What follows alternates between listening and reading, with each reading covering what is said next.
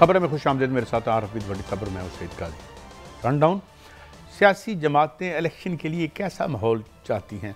Election की support कर रहे हैं। मौलाना फजल रहमान साहब ने भी यही कहा है कि इलेक्शन तो में हम जाएंगे मगर माहौल होना चाहिए। ये माहौल से क्या मुराद है इनकी? बड़ा मीनिंगफुल लग रहा है।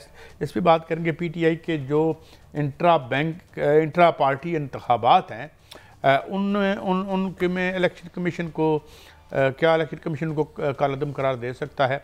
क्या नहीं कर सकता? हर बड़ा बाख्तियार माशाल्लाह इदारा है। इन दिनों में तो उसकी अहमियत और भी बढ़ गई है। कुछ तरामीम भी उसके हक़ में हुई हैं। मुस्लिम लीग नून के टिकटों का भी एक बड़ा नज़ा तो नहीं है मगर कुछ इशू सामने आ रहे हैं। कहा यह जा रहा है कि जनाब बहुत से लोगों ने मियां नवाज शरीफ साहब को कहा है कि इस वक्त इस दफ़ा शायद वो पार्टी टिकट पे इलेक्शन ना जीत सकें। और फिर एक ख़तरा ये है कि अगर टिकट अनाउंस कर दिए गए तो बहुत से लोग आज़ाद भी खड़े होंगे। और आखिर में मैशत पे बात करेंगे।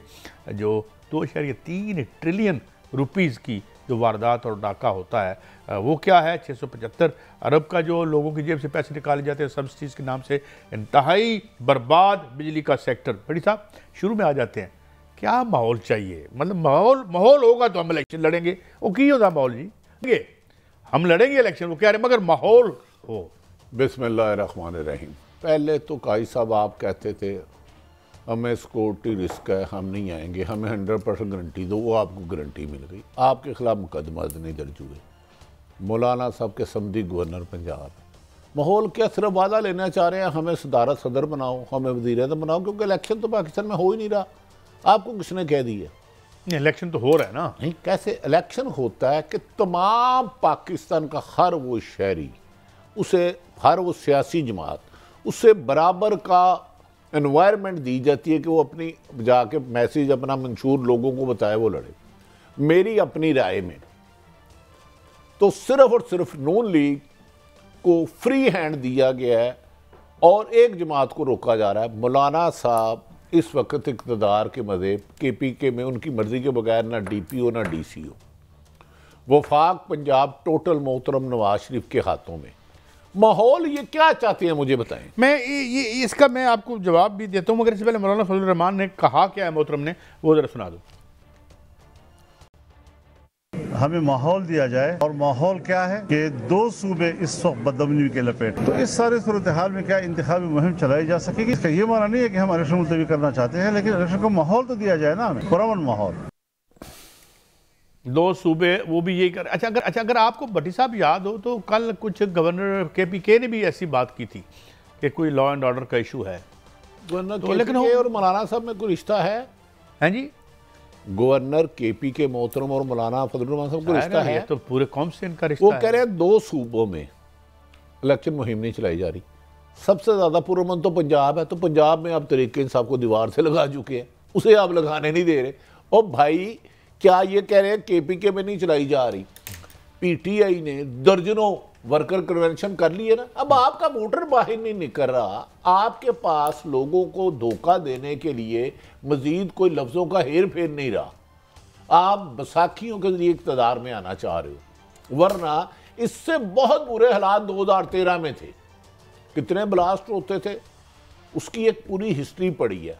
काजी साहब ये दरअसल अब इलेक्शन नहीं, माफ़ी चाहता हूँ, इक़्तिदार चाहते हैं। मेरी अपनी राय है। अच्छा माहौल बराबर है इक़्तिदार आपकी राय में? चले कुछ और भी इन्होंने कहा है वो भी देखते हैं, सुनाएं जी।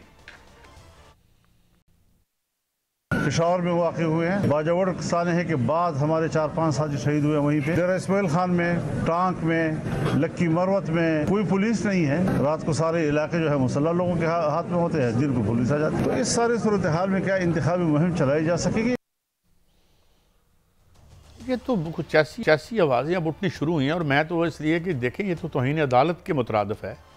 उनकी नज़र में ऐसा लग रहा है वहाँ कोई पुलिस नहीं है कि खुदा ना खास्ता, अल्लाह ना करे मेरे मुंह में हाथ, कि खुदा ना खास्ता KP में किसी और का कब्जा हो गया। यार पाकिस्तान की हुकूमत है, पाकिस्तान वफाकी हुकूमत भी पाकिस्तान की है, सूबाई हुकूमत निगरान भी पाकिस्तान की है। तुम्हारे मदारे काम कर रहे हैं, आपके मुखालफिन पे रोज़ानों 144 की वायलेशन के पर्चे दे रहे हैं, 16 MPO के तहत बंदे गिरफ्तार कर रहे हैं।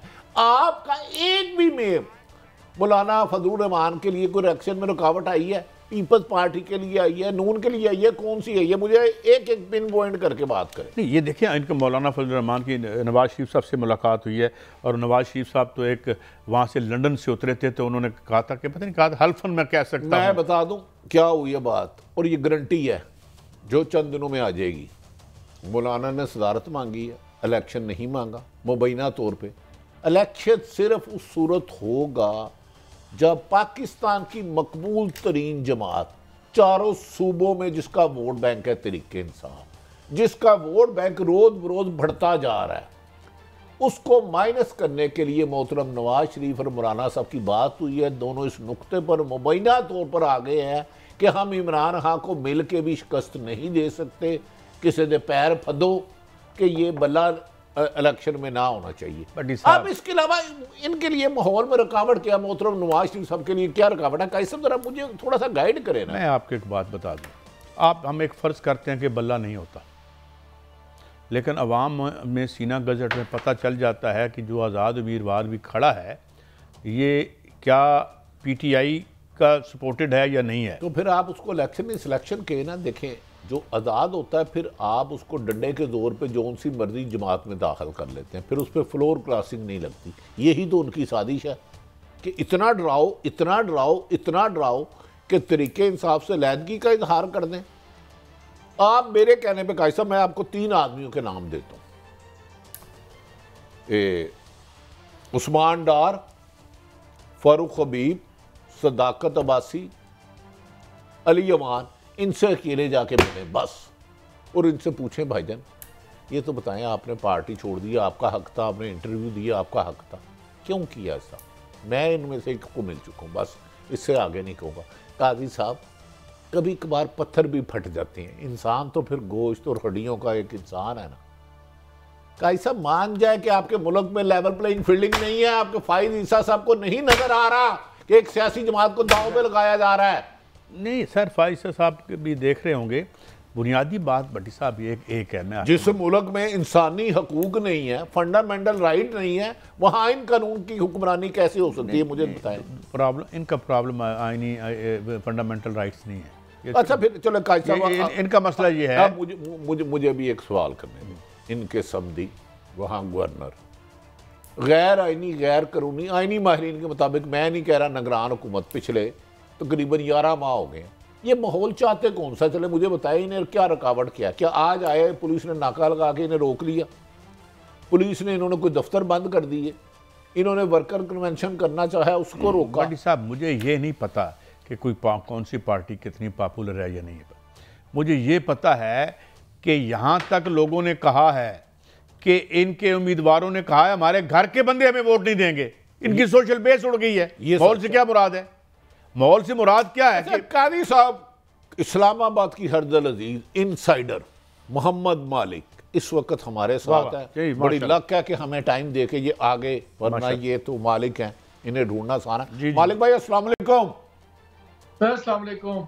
और हजरत चीफ जस्टिस साहब फरमाते हैं पत्थर पे लिख ले। बादी नज़र में कुछ लोग कह रहे हैं इलेक्शन नहीं होंगे, कुछ लोग कह रहे हैं एक बड़ी सियासी जमात को इलेक्शन में नहीं आने दिया जाएगा वरना मियाँ साहब उससे पहले ही चले जाएंगे। आप इस्लामाबाद के इंसाइडर हैं, आपके शागिर्द कई अदारों में डायरेक्टर न्यूज़ या एडिटर होंगे, कोई हमें इंसाइड बताएं, लोगों को इन्फॉर्म करें कि फैक्ट्स है, क्या होने जा रहा है? मेरा ख्याल है बड़ी साहब सारी चीज़ें लिंक्ड हैं इमरान खान के लीगल मुस्तकबिल से। सियासी तो जो है सो है, सज़ा से लिंक लग रहा है मुझे। अगर इमरान खान को फरवरी तक से पहले सज़ा हो जाती है तो फिर मुझे इलेक्शन होते भी नज़र आ रहे हैं।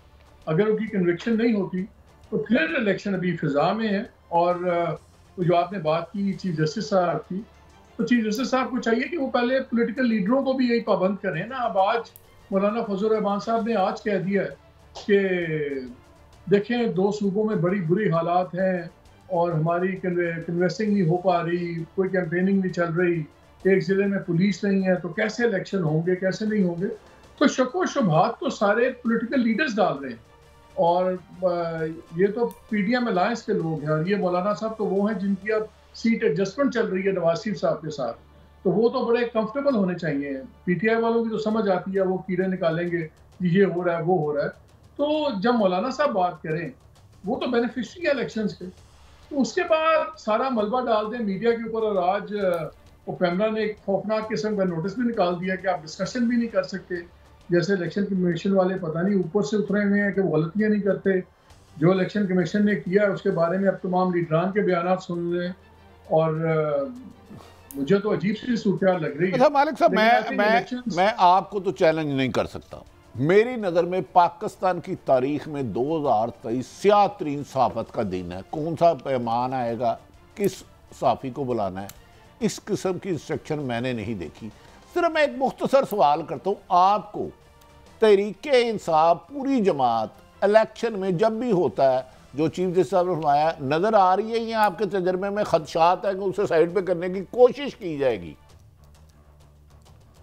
नहीं, सब कुछ ही नजर आ रहा है भट्टी साहब। अब अकबर एस बाबर की जो एक पिटीशन है, कहते तो वो ये है कि मैं बल्ले को बचाने निकला हूँ, लेकिन टेक्निकली तो बल्ले को डुबोने निकले हुए हैं। अगर वो उनकी इलेक्शन पिटीशन इन इलेक्शंस को वो रद्द करवाने में हो जाते हैं कामयाब, तो बल्ले का निशान तो जाएगा ना पीटीआई से।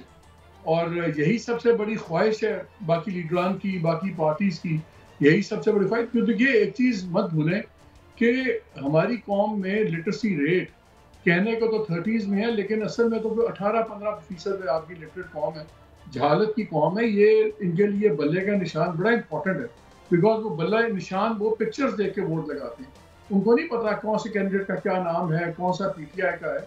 तो इसलिए हर एक के लिए इंतखाबी निशान इसलिए ज़्यादा इंपॉर्टेंट है ना। ये अमेरिका या इंग्लैंड के इलेक्शन तो नहीं हो रहे, यहाँ पे निशान हटने का या मिटने का या बदलने का मतलब है कि आधे से ज़्यादा वोटर तो आपके वैसे ही फारिग हो गए। तो अगर आपसे निशान निकल जाता है, आधे वोटर आपके वैसे नहीं पहुँचने दिए जाएंगे इलेक्शन पोलिंग बूथ्स पे, तो फिर पीछे क्या रह जाएगा। सो ये सारी चीज़ें आपको नज़र आ रही हैं। और जिस तरह इलेक्शन के ऑर्डर्स भी हुए हैं, मुझे बताएं क्या बिला मुकाबला सारे नहीं होते? क्या PMLN की सारी लीडरशिप बिला मुकाबला नहीं होती? क्या फजल रहमान का ख़ानदान बिला मुकाबला नहीं होता? क्या पीपल्स पार्टी में जरदारी साहब, बिलावल साहब, ये बिला मुकाबला नहीं होते? सो बिला मुकाबला होना, और जिस तरह बाकियों के शफाफ इलेक्शन हुए उसी तरह पीटीआई के भी हुए। अच्छा मालिक साहब, आप हुए, देखें एक चीज होनी चाहिए क्लियर, उनके भी 2 नंबर इलेक्शन थे, इनके भी 2 नंबर इलेक्शन है। अच्छा 2 नंबर तो इस मुल्क में तरक्की है ना। नहीं मालिक साहब, 2 नंबर में एक इमरान खान नहीं है ना, नवाज शरीफ है, तो उसका 2 नंबर 1 नंबर है। सर बताए, आप सारी उम्र अखबारात में एडिटर है, नेशन न्यूज, कभी इंट्रा पार्टी इलेक्शन में इतना शोर आपने सुना पूरी जिंदगी में? एक प्रेस रिलीज छोटी सी आती थी, फला फला बिला मुकाबला हो गया, चंद दिन पहले मौलाना साहब भी हुए। यह फर्स्ट टाइम क्या इत्तेफाक है? और अकबर एस जिसे 13 साल पार्टी से निकाल दी है, वो किस कैपेसिटी में जा सकता है? वो तो उस पार्टी का रुकन ही नहीं है। उन्होंने 1-2 अदालती फैसले वो कहते हैं कि जो उनके हक में हुए हुए हैं, वो कहते हैं, उसको कोट करते हैं कि मेरा जो ये क्रेडेंशियल है पार्टी के, वो मेरे कायम है और टेक्निकली वो मेंबर हैं। वो और बात है। देखें, अब हम अज्यूम कर लेते हैं कि 1 मिनट के लिए वो ठीक बात कर रहे हैं, लेकिन इसका इशू क्या है? इस वक्त इशू है इमरान खान का इलेक्शन से बाहर होना, दूसरा इशू है बल्ले से बाहर होना। तो दोनों ट्रैक्स पे काम चल रहा है ना, दोनों ट्रैक्स पे काम हो रहा है। वो अदालत से बाहर होंगे अगर होंगे, ये जो है ये भी इलेक्शन कमीशन भी एक किस्म की अदालत है। सो दोनों जगह अदालती कार्रवाइयों से निकालने की कोशिश हो रही है। अब देखते हैं क्या होता है, लेकिन मेरा ख्याल है कि अगर बल्ले को उठाते हैं तो जो थोड़ी बहुत अगर कोई क्रेडिबिलिटी बचेगी भी इलेक्शन की पहले, वो बिल्कुल ख़त्म हो जाएगी। तो ये मालिक साहब, ये अगर पार्टी इस तरह से यानी बाहर रख लेते हैं इसको, और आप जिस तरह कह रहे हैं कि लोग जो हैं वो विजुअल उन्हें चाहिए चूँकि लिटरेट नहीं है ज़्यादा, तो फिर ये तो एक डिसएनफ्रेंचाइजमेंट हो जाएगी। तो इस इलेक्शन के पल्ले क्या रहेगा अगर इस तरह से होता है? तो फिर वैसे ही इनको हवाले कर दें। 70-80 अरब रुपया क्यों हमने ज़ाया करना है? हमने क्या कर लेना है? हम सिद्ध के दिल से तस्लीम कर लेंगे। सही सर, बात जो इलेक्शन जो हो रहे हैं कि डोमेस्टिक ऑडियंस की मजबूरी या प्रेशर से नहीं हो रहे। हमें बड़ा क्लियर होना चाहिए, हमारे इलेक्शन हो रहे हैं दुनिया को दिखाने के लिए, वेस्टर्न वर्ल्ड को, IMF को, जो बायलैटरल और मल्टीलैटरल आपके लोनीज हैं, लोन देने वाले इदारे हैं या इन्वेस्टमेंट वाले भी, उन सब के लिए बड़ा ज़रूरी है कि आप IMF की मेन स्ट्रीम में रहें, अब वर्ल्ड बैंक वाला के साथ आपकी चीज़ें चलती रहें, आप फाइनेंशियल मेन स्ट्रीम में रहें, ग्लोबल फाइनेंशियल मेन स्ट्रीम में। Even Saudi Arabia, UAE, Kuwait, इनके भी लोगों ने इनको बड़ा कैटेगोरिकली ये कहा है। तो ये जो आपको इलेक्शन चाहिए, एक एक्सरसाइज वो दुनिया के लिए चाहिए, एक जो डेमोक्रेसी चाहिए जैसी मर्जी है वो दुनिया को दिखाने के लिए कि देखें डेमोक्रेसी, एक डेमोक्रेटिक गवर्नमेंट आ गई है एक डेमोक्रेटिक प्रोसेस के थ्रू, वरना तो ये भी हाइब्रिड निज़ाम ही है ना, ये कोई सिविलियन सिस्टम प्योरली तो नहीं है, ये तो मिक्स भी चलेगा और शायद उसके बगैर चल भी ना पाए। अच्छा मालिक भाई ये बताएं कि देखें दुनिया अंधी तो नहीं है, अब तो एक सैयारे से नीचे सुई देख सकते हैं, गाड़ी की नंबर प्लेट देखी जा सकती है सैटेलाइट से, तो ये उन्हें ये जो खिलवाड़ नज़र नहीं आएगा? मतलब why do they want these election? Just के भाई ऊपर एक टैग लगा दें when they know pretty well कि ये क्या हुआ है और क्या नहीं हुआ, even then they would approve of it and continue with their ad and everything. नहीं, देखिए बहुत से इंटरनेशनल फाइनेंशियल इंस्टीट्यूशंस और गवर्नमेंट्स उनकी अपनी लेजिस्लेशन है जिसमें ऑटोमेटिक गिलेटिन क्लॉजेस है कि अगर किसी मुल्क में मिलिट्री हुकूमत आएगी तो उसको हम लोन्स नहीं देंगे, उसके साथ हम ट्रेडिंग नहीं करेंगे। इसी तरह वो उनसे बचना चाहते हैं। दुनिया को सब नजर आ रहा है, दुनिया को क्या गाजा में जो हो रहा है नजर नहीं आ रहा, जो फलस्तीन में हो रहा है नजर नहीं आ रहा, लेकिन सूट जो करता है वही चीज उनको चाहिए ना। उनको अपने जो ऑटोमेटिक इन्वोक होती है चीजें, मसलन अगर आज आप मार्शल लॉ लगाएं तो अमेरिका चाहे भी तो अमेरिका आपके साथ सर्टेन लेवल पे डीलिंग्स ही कर सकता है, बिकॉज उनके अपने लॉज हैं कि जिसके अंदर उन्होंने ऑपरेट करना है। तो ये बेसिकली सारी उन चीज़ों के लिए साइड स्टेप होने की बात है। पाकिस्तान के अंदर इन इलेक्शंस की कितनी क्रेडिबिलिटी है, मेरा नहीं ख्याल कि किसी को इस बात की ना टेंशन है ना फिक्र है, और अगर वो टेंशन या फिक्र होती तो फिर बहुत सी चीज़ें इस तरह ना होती जिस तरह हो रही हैं। मालिक साहब, तरीके इंसाफ के खदशात तो बज़ाहिर नज़र आते हैं कि उन्हें इलेक्शन कम्पेन नहीं चाहिए। पीपल्स पार्टी को क्या खदशात है? वो क्या लेवल प्लेइंग फील्डिंग बन रहे हैं? पूरे सिंध में पाकिस्तान में वो इलेक्शन जलसे कर रहे हैं, जुलूस कर रहे हैं, रैलियाँ कर रहे हैं, कहीं उनकी गिरफ्तारी नहीं हो रही, कहीं उनके मुकदमात नहीं है, कोई एक सिंगल बंदा उनका गिरफ्तार नहीं हुआ।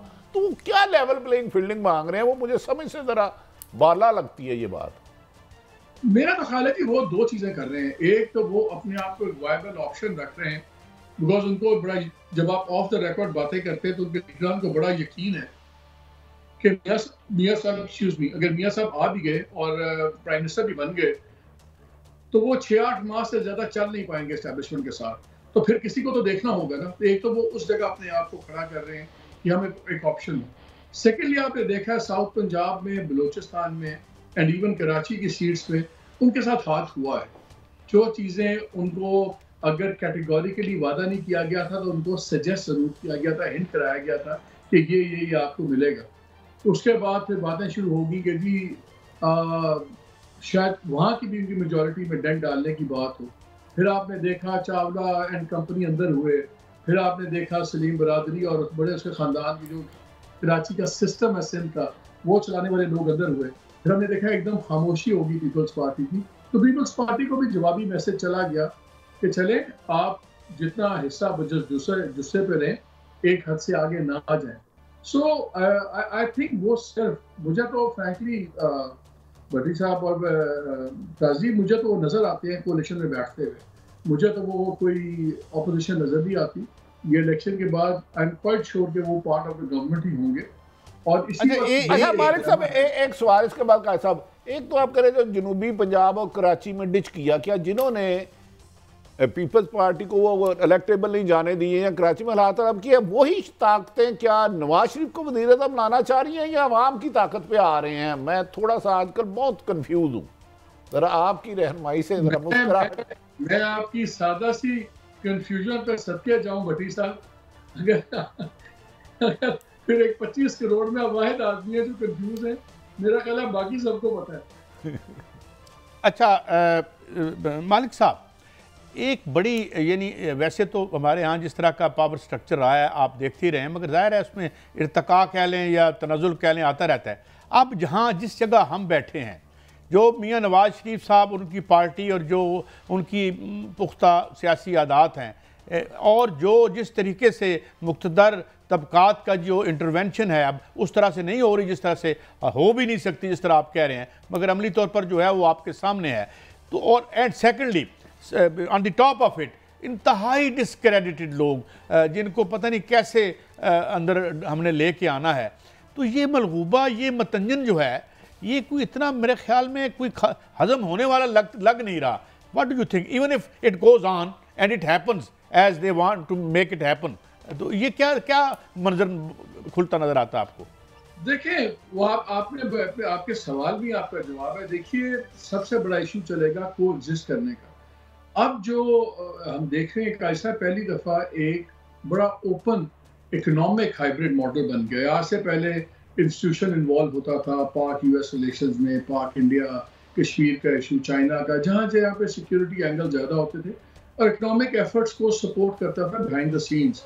कभी बिजनेसमैन के साथ मीटिंग्स कर ली आर्मी चीफ ने, कभी फलानी चीज़ को तसल्ली दे दी। इस बार जब फैसिलिटेशन काउंसिल भी बनी है और जब उसका दायरा इख्तियार बढ़ाया गया, सिर्फ फॉरेन फंडेड प्रोजेक्ट्स नहीं आए, उसमें लोकल भी आ गए। उसके अंदर अब आप देख रहे हैं कि टीम्स बनाई गई हैं, केयर टेकर गवर्नमेंट ने 28 बनाए हैं ग्रुप्स, जिन्होंने तमाम सेक्टर्स के अंदर अपनी रिपोर्ट्स देनी है कि इकोनॉमिक प्लान बन रहा है।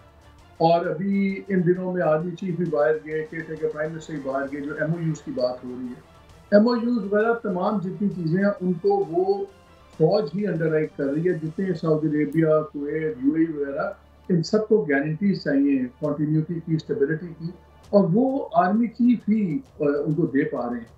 तो ये आगे जितनी आपकी चीज़ें आ रही हैं, ये भी उन्हीं के गारंटीज पे चलेगी। और अगर कल आपका ख्याल है कि जी फौज को साइड पे निकाल दें और डार साहब के ऊपर बातें चलेंगी, तो फिर तो कहीं भी नहीं चलेगा। अगर ये आज ही मैं एक बड़े ही सीनियर फाइनेंस मिनिस्ट्री के बंदे के साथ बैठा था, वह रिलेवेंट आदमी थे, उन्होंने कहा कि जी जब ये 20 जून को हम बिल्कुल फाइलें फूलें बंद करके बैठ गए थे, क्योंकि हमारा ख्याल था कि अब डिफॉल्ट हो जाएगा। और डार साहब की जो लिंकेजेस थी विद IMF और सारी, वो इतनी बुरी थी और इतना उस पर रिएक्शन था कि आप सोच नहीं सकते। उन्होंने कहा जी हमें नहीं पता था। फिर प्राइम मिनिस्टर गए, उन्होंने MD से बात की, IMF की, फिर उसके बाद क्या बातें हुई, लेकिन वो 7-8 दिन में बड़ा कुछ दिन रात बैठे, और वरना हम तैयार थे कि अब हो गया है डिफॉल्ट। अब यही जो इशू है कि ये इकोनॉमिक को एग्जिस्टेंस क्या मियाँ साहब करवा सकेंगे डार साहब से? अगर डार साहब फाइनेंस मिनिस्टर हुए तो फिर कैसे को एग्जिस्ट करेंगे? ये खाली नवाज शरीफ साहब की तारीख का इशू नहीं है कि उनके हमेशा झगड़े होते रहे या 4 आर्मी चीफ के साथ उनके हुए। जहाँ उनके सबसे ज़्यादा आर्मी चीफ से झगड़े हुए, वहीं उन्होंने सबसे ज़्यादा आज तक तारीख में अपॉइंट भी किए हैं। सो ऑब्वियसली कुछ ना कुछ तो इशूज़ हैं, लेकिन इस बार इकोनॉमिक फ्रंट से मुझे लगता है वो इशूज़ में ज़्यादा तेज़ी आएगी। तो आपकी बात ठीक है, इस मंजर में पॉइंट्स ऑफ कॉन्फ्लिक्ट बहुत ज़्यादा हैं, और ये फाइनेंस ख़ास तौर पर, और सिक्योरिटी फाइनेंस की है, इंस्टीट्यूशन को खुल के सामने आके अपनी इज्जत भी दौल पे लगानी पड़ी है फाइनेंशियल स्टेबिलिटी के लिए। क्या वो अलाउ करेंगे कि डार साहब पुराने स्टाइल से चलाएं फाइनेंस मिनिस्ट्री? अगर वही फाइनेंस मिनिस्टर होते हैं तो वो तो मुझे नहीं लगता। तो फिर अगर वो उनको अलाउ नहीं करेंगे तो क्या मियाँ साहब और उनका कॉन्फ्लिक्ट होगा? ये एक बहुत बड़ा $1 मिलियन क्वेश्चन है। अच्छा मालिक साहब, गुजारिश है, आपका टाइम मुझे पता प्रोग्राम है। देखिए, मुस्लिम लीग नून के लिए बज़ाहिर बिल्कुल ग्राउंड क्लियर है, अंपायर भी उनके है, हर चीज़ अपने हैं। अभी तक वो टिकटों का अनाउंसमेंट नहीं कर सके। दूसरा, दानियाल अजीज़ के वालिद साहब आमिर मतीन साहब के घर में भी उन्हें एक आधी साहब मिला, हमारे बुजुर्ग थे। ऐसा इकबाल मरियम औरंगजेब के दरमियान पस्से पड़दा क्या हक़ायक़ है? क्यों इतनी जुम्बश लड़ाई हो गई है एकदम ही? अच्छा, ये बड़ी साहब, मैंने काफ़ी इनके लीडरान से बात की है, किसी को भी ऐसा समझ नहीं आई कि बात इतनी गर्म क्यों होगी। क्योंकि थी तो एंड में थी तो जिले की सियासत में, और दानियाल की भी बड़ी इज्जत थी। दानियाल ने बहुत काम किया हुआ है, दानियाल ने स्टैंड भी लिया है, बाकी को भी नहीं छोड़ा। और उनकी और एहसन इकबाल साहब की जो है सियासी खड्डा, वो भी नया तो है नहीं। आउट ऑफ प्रोपोर्शन क्यों ब्लो हुआ है, यकीन माने मुझे नहीं पता। और जिससे भी उन्होंने बात की है PMLN के सीनियर, फिर मैं मोहम्मद मालिक तक ही रहूंगा। आप जानते हैं कि दानियाल अजीज ने टफ टाइम दिया जब PTI की हुकूमत ही बड़ा खुल के बोलते रहे, और बज़ाहिर बादी नज़र में दानियाल अजीज सब मोहतरमा मरियम और नवाज साहबा के बड़े करीबी कैंप में थे। तो क्या मरियम नवाज इतनी कमज़ोर हो गई है कि दानियाल अजीज को नोटिस हो गया, या इसके पसे पर्दा कुछ और भी स्टोरी हैं? नहीं, मेरा ख्याल है वैसे रिजॉल्व हो जाएगा, लेकिन मैं generally I have no idea. मेरी दानियाल से बात नहीं हो पाई, लेकिन जितने लोगों से मेरी बात हुई है, इनके सीनियर मोस्ट लोग, हर कोई हाथ उठा के कहता है हमें समझ नहीं आ रही यार ये हुआ क्या है, इतना मामला क्यों गर्म हो गया अभी। क्योंकि फोनों पे तो आजकल कोई बात नहीं करता, दानियाल से मिलूंगा तो फिर ही मैं कुछ बता सकता हूँ। बहुत शुक्रिया मोहम्मद मालिक साहब, it is always a great pleasure है। और बहुत सी बातें भी भट्टी साहब उनमें वजाहत और सराहत हो जाती है और तशरीह भी हो जाती है। एक ब्रेक है, ब्रेक के बाद हाजिर होते हैं और फिर हम कुछ मईशत के मामले हैं उन पे भी बात करते हैं। और अब जिस तरह उन्होंने कहा कि मईशत जो है वो इस डोमिनेट करेगी इवन सियासत को भी। एक ब्रेक, हमारे साथ रहिए।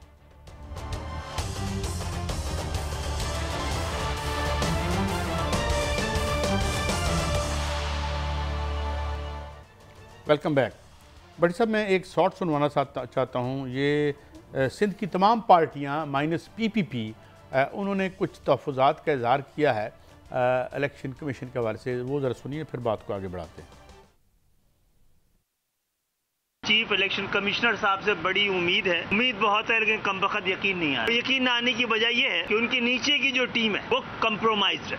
एक सिंध के जो नुमाइंदे यहाँ पर हैं वो पीपुल्स पार्टी के हलफ याफ्ता कारकुन हैं। सूबे सिंध के सूबाई इलेक्शन कमिश्नर को हटाया जाए, बजाय इसके कि MQM Pakistan, Grand Democratic Alliance, Pakistan Muslim League Noon, JUI की दरखास्त पर गौर किया जाता। आने वाले इलेक्शन जो कम से कम सिंध की हद तक वो ऐसे लग रहा है कि वो वन साइडेड इलेक्शन की तरफ जा रहे हैं और लग ऐसे रहा है कि जी वो तो सारी की सारी जो केयरटेकर सेटअप और इलेक्शन कमीशन ऑफ पाकिस्तान है वो सिर्फ एक माफिया को, जरदारी माफिया प्रोटेक्शन देकर और उनको इलेक्शन जिताने के लिए तैयार बैठी। इलेक्शन कमीशन पर बेगमानी का इजहार करके जिससे भी ये किया है उसको सजा मिलनी चाहिए। जी, इसमें तो मुस्लिम लीग नून ने भी अपना जी भट्टी साहब, मतलब मुझे लगता है वहाँ पे माहौल नहीं दे रहे वो। असल बात यह है काई साहब, जो मेरी अपनी असेसमेंट है, सिंध में दोबारा पीपल्स पार्टी की हुकूमत आएगी, वोटर उनके साथ है, वो गलत है सही है जो मर्जी के, इनमें से कोई भी इस पोजीशन में नहीं कि वो पूरे सिंध में अपने कैंडिडेट खड़े कर सके, कोई भी जमात, जितने भी काबिल एहतराम आए हैं। अब मुस्लिम लीग नून के मुंह से बशीर मेमन साहब तो DGFS अच्छा लगता है कि इलेक्शन कमीशन बायस्ड है, वो कहते हैं कि उम्मीद है इलेक्शन कमीशन पर यकीन नहीं। तो जो PTI के साथ चीफ इलेक्शन कमीशन कर रहा है उस पर तो ये कभी कुछ जमातें बोली हैं। इसका मतलब है हर बंदे को मेरा बंदा चाहिए। अब आपको नून लीग में, पीपल्स पार्टी में सारी ये बुराइयाँ नज़र आ रही हैं, तो भाई आप तो उनका स्टेक होल्डर हो। पीपल्स पार्टी और MQM का इत्तेहाद नहीं हुआ, आपने PDM या LMC कौन सी बनाई थी यार, एक इत्तेहाद वो जो 16 महीने मुल्क का बेड़ा गर्क कर गया। PDM सारी जमातें उसमें थी, तो उस वक्त भी वो इलेक्शन कमीशन था सिंध के। अब क्या एतराज़ आया? किसी एक ने रीज़न नहीं दी कि हमें इलेक्शन कैंपेन नहीं चलाए दी जानी, हल्का बंदियाँ, ये तो किसी और की राय है जिसे तुम कह रहे हो। क्योंकि अगर एक बड़ी जमात कॉर्नर नहीं होती तो फिर इलेक्शन मुलतवी कराने के जवाब बनाए जाए। लेकिन हमें कभी यकीन है कि चीफ जस्टिस साहब ने जो कहा वो पत्थर पे लकीर है। 8 फरवरी को इलेक्शन होंगे, उसमें सारी जमातें होती या नहीं होती ये कहानी फिर। देखिए जी, हमें तो इलेक्शन कमीशन पे पूरा एतमाद है, मगर ये पार्टियां क्यों नहीं एतमाद करती? नहीं, पार्टी हम कुछ नहीं कह रहे आदि साहब, इसमें देखे ना मुस्लिम लीग नून भी है। जिससे ज़्यादा ये इलेक्शन कमीशन, अगर पाकिस्तान में 20, 15, 10 इलेक्शन हुए तो इससे ज़्यादा इलेक्शन कमीशन इनकी मर्जी का नहीं आ सकता। इससे ज़्यादा बेहतर हमें यकीन है बताए वो अपनी आईनी जिम्मेदारियां पूरी करेगा। इंट्रा पार्टी इलेक्शन में मौलाना फजलुर रहमान साहब मोहतरम हो, नवाज शरीफ साहब हो, आसफ अली जरदारी साहब हो, बिलावल हो, कोई और जमात हो, आज तक दुनिया में कोई इंट्रा पार्टी इलेक्शन मुस्तरद किया इलेक्शन कमीशन ने मास वाए तरीके इंसाफ के, कोई एक बता दे। वो यार तो इससे ज्यादा वो सारे ठीक हुए थे ना। अच्छा, वो सारे ठीक हुए थे। अगर मैं साबित कर दूं कि वो इसी तरह हुए थे और प्रेस रिलीजें आती रही हैं और बिला मुकाबला होते रहे हैं, ये काजी साहब ये जाने दे, ये पीपल्स पार्टी से अब सिंध भी लेना चाह रहे हैं जो इनसे नहीं लिया जाएगा। उधर मान जाए कि अभी भी पीपल्स पार्टी का वोट बैंक है, पता नहीं हम साफियों को क्या हो जाता है। भाई नवाज शरीफ भी 100 दफा आता है, आ जाए, अगर वोटों से आता है, नोटों से भी आएगा तो आ जाए, लेकिन वोटों से आओ ना। अब इलेक्शन पे इतराज नहीं, अब क्यों है काजी साहब? मुझे मैं समझता हूँ बड़ा शफाफ है हमारा इलेक्शन। हालांकि मौलाना फजलुर रहमान अभी कल मिले हैं और सदर की जो डिमांड इलेक्शन कमीशन सिंध की सरहद से इधर बिल्कुल पाक साफ है, बिल्कुल ठीक है, उधर उधर कैसे खराब हो सकता है? बशीर मेमन साहब से एक सवाल है कि भाई आप सिंध से कर रहे हो, पंजाब में इलेक्शन कमीशन के बारे में या पाकिस्तान के इलेक्शन कमीशन के बारे में तो लबकुशाई करे ना। देखिए हम ये समझते हैं कि बशीर मेमन साहब जब तक FIA में रहे तो वो कुल्ली तौर पर गैर जानबदार थे, कोई तल्लुक नहीं था उनका मुस्लिम लीग नून से कत्तन, और उसके बाद उनकी मोहब्बत जो बाद में जागी होगी। तो जब वो इतना अच्छा उन्होंने काम किया है तो अच्छा काम इलेक्शन कमीशन को भी करने दें सिंध में, क्यों भट्टी साहब? नहीं देखिए, ये समझ में नहीं आई मुझे। मौलाना फजलुर रहमान, मोहतरम बशीर मेमन साहब हमारे तो भाई हैं, MQM, इनको अचानक सिंध क्यों है? इलेक्शन कमीशन अच्छा लग रहा है, कह रहे उसमें यकीन नहीं, इलेक्शन कमीशन पे एतमाद है, तो भाई सिंध क्या कर सकता है अगर चीफ इलेक्शन कमीशन न्यूट्रल है? तो फिर आप क्यों फिक्र कर रहे हो, इस बात का क्यों जिक्र कर रहे हो? क्यों इलेक्शन को डिले करवाने की भी कुछ स्ट्रेटेजी एक तरफ तैयार हो रही है, जबकि अच्छा चीफ जस्टिस वादिया कह चुके हैं। भट्टी साहब, इस सारे खेल के नीचे असल खेल। अच्छा काई साहब बताऊं, दानियाल अज़ीज़ और मरियम औरंगज़ेब का क्या फंडा है, क्यों उनके खिलाफ फंडे हैं? मैं एक छोटा सा सवाल है, कर दें, बता दें। नहीं मैं नहीं, देखिए आजकल सबसे इजी पंचिंग बैग मीडिया। नहीं, हम तो वतन से मोहब्बत करते हैं, अपने इदारों से हम तो मोहब्बत करते हैं, लेकिन उन्हें मोहब्बत का यकीन अपनी मर्जी का करवाना चाहते हैं हमें और मुझे यकीन है इंशाल्लाह पूरी तारीख इंसानी के शफाफ तरीन इंतखाबात हम करवाएंगे, इसमें कोई दो राय। एहसन इकबाल और मरियम औरंगज़ेब और दानियाल अज़ीज़ के पसे पर्दा। अच्छा, आप कौन सी स्टोरी पे आ रहे थे, इसको फिर करेंगे। ये भट्टी साहब, ये हम बिजली कंपनियों की बात कर रहे हैं। आपको पता है मरियम औरंगज़ेब साहबा ने कितने इलेक्शन लड़े हैं? मरियम औरंगज़ेब साहब ने अल्लाह ही बेहतर जानता है, मैं ज़्यादा I have not kept the unbelievable. काई साहब, आप एक ब्रिलियंट है जिसने कौंसलर लेवल से लड़े, हमेशा इलेक्शन से आए, वो मखसूस नशिस्तों से नहीं आते। दानियाल अज़ीज़ साहब के वालिद साहब भी इलेक्शन लड़ते थे, चौधरी अजीज़ साहब था गालबा नाम उनका, आपके भी दोस्त थे। इनके फंडे के पीछे है क्या? कैसा स्टोरी बड़ी जबरदस्त यार, आप बताते तो है नहीं, अब बात करके दाएं बाएं निकल जाते हैं। ये फिर मरियम औरंगज़ेब साहिबा को विपर पे ले लेते हैं, फिर उनसे पूछ लेंगे जनाब सुना है कि इख्तलाफ राय की वजह ये है, अगर वो विपर पे तशरीफ़ लाएँ तो आप सब ट्राई करिएगा। अगर मरियम औरंगज़ेब साहिबा मोस्ट वेलकम जनाब, जब भी आए। उनका अपना TV है, वो हमें याद है अपोजिशन में तशरीफ़ लाई थी, बड़ी देर गप हुई। जो ऊपर खेल है ना, इसके नीचे एक खेल है और वो असल खेल है। मसलन अब कैपेसिटी चार्जेस इस वक्त 2300 अरब रुपए के हो चुके हैं, और ये जो ओवर बिलिंग है, ये बाकायदा सरकारी रिपोर्ट है, ये यकीन करें हमने घर में नहीं घड़ी। बिजली कंपनी को ओवर बिलिंग के जरिए सार्फिन से 675 अरब रुपया जो है वो निकाला जा रहा है और ऊपर पहुँचाया जा रहा है। ऊपर से मुराद ये कि ये जो जिन्होंने इस पे काबू किया। अच्छा, राब्ड ऑफ रुपीज़, ये ट्रिब्यून है कि power consumers robbed of rupees 675 billion, 675 अरब रुपया लोगों की जेब से निकाला गया।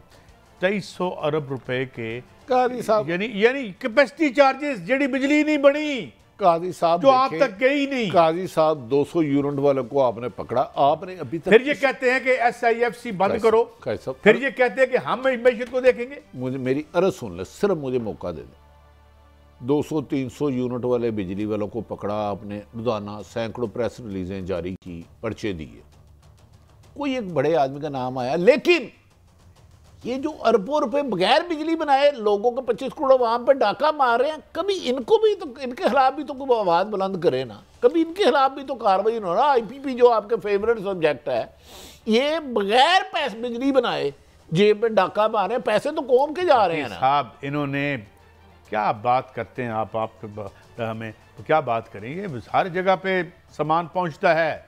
मेरे को होस्ट ने कहा, मैंने एक IPP के बारे में स्टोरी छपी, अखबार में थी, वो भी मैंने घर से नहीं बनाई थी।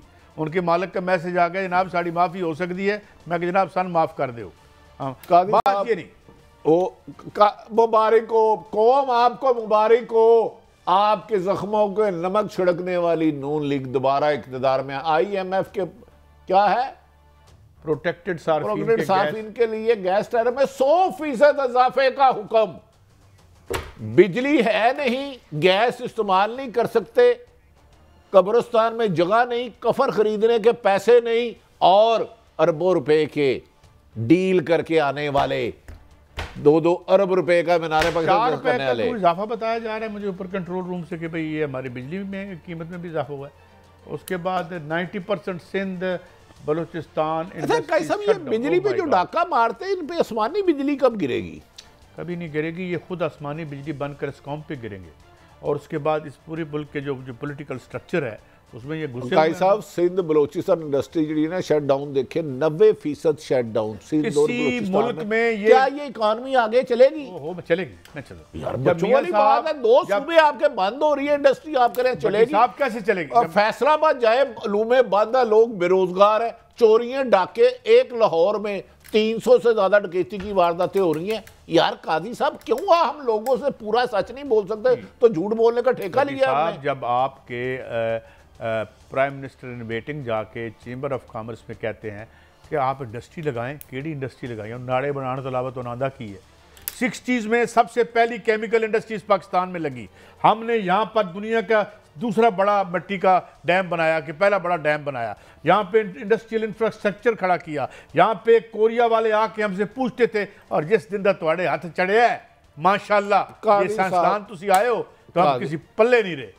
वो देखे बस नोट वाली मशीन है ना, सिर्फ वो चल रही है। काजी साहब मेरी सिर्फ ये 375 रुपए का डाका हमारे टीवी पे चल रहा है, ये किन की जेबों में पड़ा है? जो बिल दे रहे हैं, जो देते नहीं है वो तो वैसे ही मौजे कर रहे हैं, वो तो देते ही नहीं। ये जो बिजली बेचारा 200 यूनिट, 500 यूनिट, 100 यूनिट, 50 यूनिट, 375 675 अरब का डाका, यार कोई कानून है इन्हें पकड़ेगा?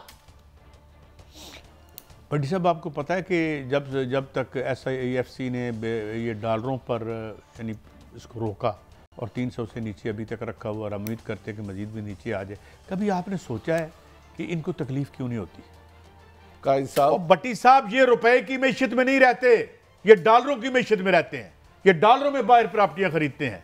ये रुपया इनके लिए, कुछ रुपया इनके लिए कचरा कर दिया। काजी साहब, फिर इन्हें डॉलरों वाले मुल्क में जाके हुक्मरान बनाए ना, इधर तो वो बनाए जिसकी पाकिस्तान की जमीन के साथ मोहब्बत है, जिसका पाकिस्तान की जमीन के साथ रिश्ता है, जिसने जीना मरना यहाँ। काजी साहब, भट्टी साहब, फिर मुझे यहाँ पे क्लोजिंग भी करनी है।